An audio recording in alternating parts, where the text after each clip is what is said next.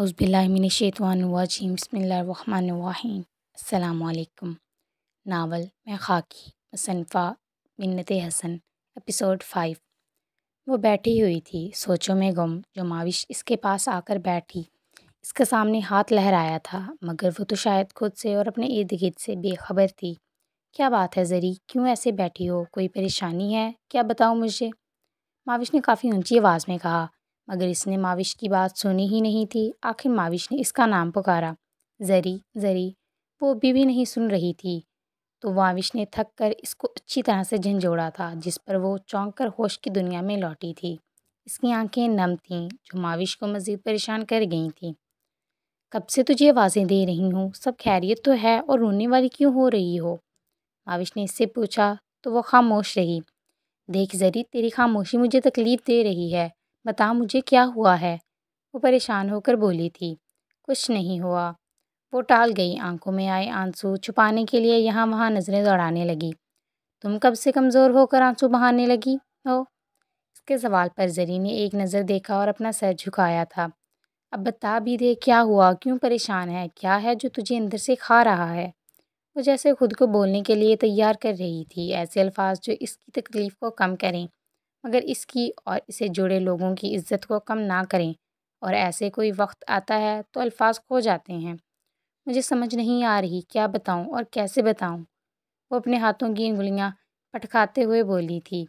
ہمت کر اور اللہ کا نام لے کر بول دے، اگر مجھ پر اعتبار ہے تو، نہیں تو اللہ سے مدد مانگ اور سارا معاملہ اللہ کے سپرد کر دے، کیونکہ جب انسان بے اختیار ہو جائے تو اس کو چاہیے وہ اس معاملے سے خود کو الگ کر لے۔ اس وقت صرف اللہ پر توکل کر، وہ اسی لیے کہ ہم کچھ نہیں جانتے، وہ سب جانتا ہے۔ ماوش کی باتوں سے اس کو کافی راحت ملی تھی۔ اس نے ماوش کو کچھ بھی بتانے کا ارادہ مؤخر کر دیا تھا، وہ اسی لیے کہ میاں بیوی ایک دوسرے کا لباس ہوتے ہیں، اور لباس تن ڈھانپنے کے لیے ہوتا ہے۔ اس پر بہت بڑی ذمہ داری تھی، اپنی عزت کی ذمہ داری، اپنے والد اور بھائی کی عزت کی ذمہ داری، منور خانزادہ کی عزت کی ذمہ داری، شاذر کی عزت کی ذمہ داری۔ شاذر، یہ نام یاد آتے ہی اس کو کچھ عجیب سا ہوا تھا، ایک میٹھا سا درد اس سے جڑا رشتہ اس سے محبت کرنے اور اس کی عزت کرنے کا درس دیتا تھا۔ مگر جب بات اس رات کی اور ان تصویروں اور ویڈیوز کی آ جاتی، وہ اپنی ہمت کھو دیتی تھی۔ زری نے ایک بار پھر وہ سب یاد کیا تھا، ایک درد نت آ گھیرا تھا، جان لیوا درد۔ اس نے کب سے آنکھیں بند کر لی تھیں، کچھ پل بعد خود کو نارمل کرنے کی کوشش کی، جس میں وہ کافی حد تک کامیاب ہو گئی تھی۔ اس نے ماوش کو کینٹین چلنے کا کہا تاکہ وہ اس سے مزید سوال نہ کرے۔ وہ سوالوں سے بچنا چاہتی تھی، وہ نہیں چاہتی تھی کہ ماوش کو یا کسی کو بھی کچھ پتہ چلے۔ ہمارے دکھ ہمارے اپنے ہوتے ہیں، جن کو ہم نے خود برداشت کرنا ہوتا ہے۔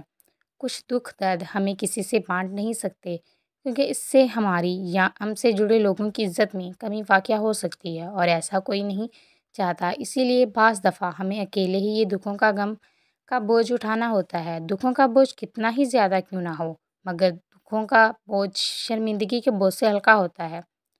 وہ غصے میں تھا، شدید غصے میں، مگر اس لڑکی پر تو جیسے کوئی اثر نہیں تھا۔ وہ مزے سے صوفے پر پاؤں پساڑے بیٹھی تھی، ہاتھوں میں ایک بڑا سا کانچ کا پیالہ تھا جس میں چپس تھے، اور ایسا ہی ایک پیالہ سامنے ٹیبل پر رکھا تھا جس میں پاپ کارن تھے، جوس کا جگ، پزا اور نہ جانے کیا کیا کھانے کا سامان ٹیبل پر پڑا تھا۔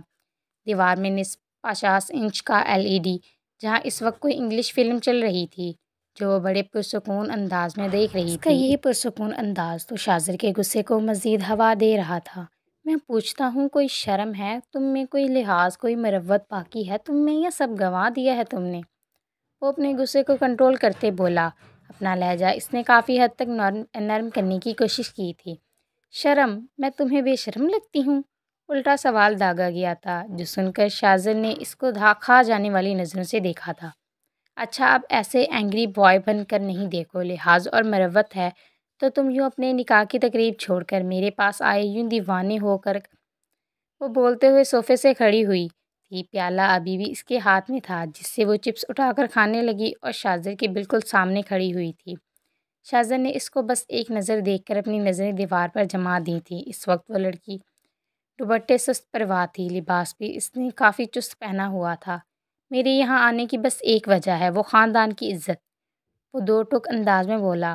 ڈیئر کزن، اب یہ خاندان کی عزت کہاں سے آ گئی؟ تم مان کیوں نہیں لیتے؟ تمہیں مجھ سے محبت ہے، وہ بڑے دل ربائی انداز میں بولی تھی۔ اس کی بات اور اس کے لہجے سے ایک بار پھر شاذر کا غصہ بھڑکا تھا۔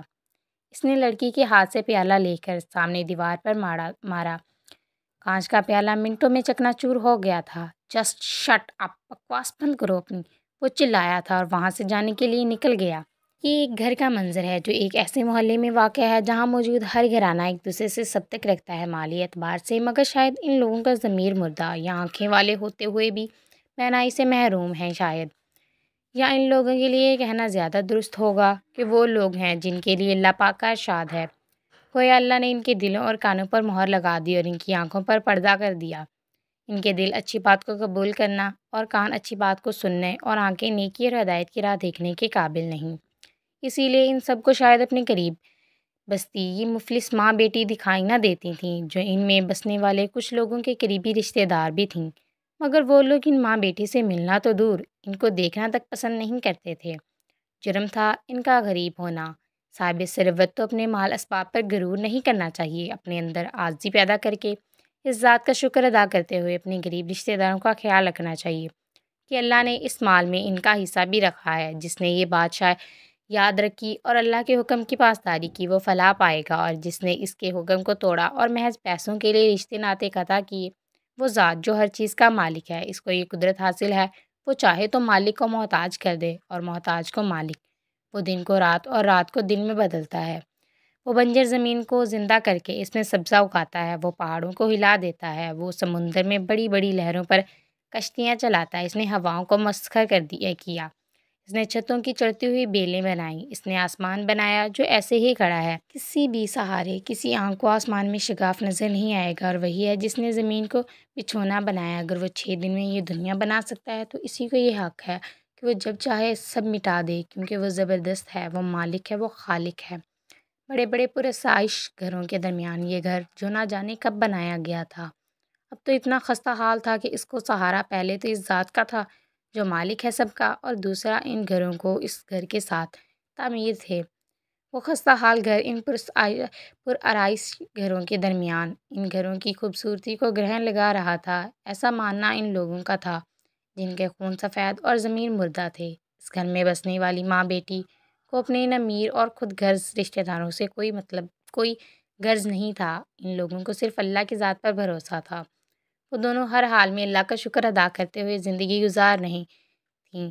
جب ان کی زندگی میں اچانک سے طوفان آیا اور سب بہا کر لے گیا، پیچھے کچھ باقی نہ رہا، وہ کہتے ہیں نا، اللہ پاک اپنے پیارے بندوں کا امتحان لیتا ہے، یہ ان کا آزمائش کا وقت تھا، ان کے امتحان کا وقت ہے۔ ہم جانتے ہیں یہ وقت بہت کڑوا وقت ہوتا ہے۔